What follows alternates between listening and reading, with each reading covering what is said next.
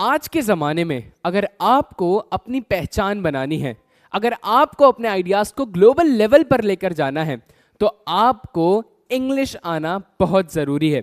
English is not just an language, it's a की to success.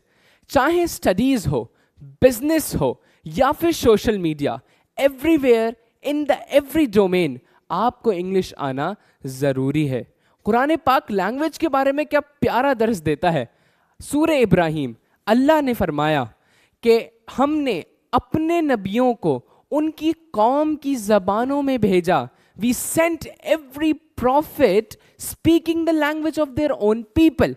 इसी vision को लेकर एलईडी फाउंडेशन ला रही है आपके लिए एक 12 डेज ड्रिवन कोर्स, जहां पर आपको ना ही सिर्फ personality development, spoken English, time management और ऐसे ही कई उलूम और फ़नून सिखाए जाएंगे।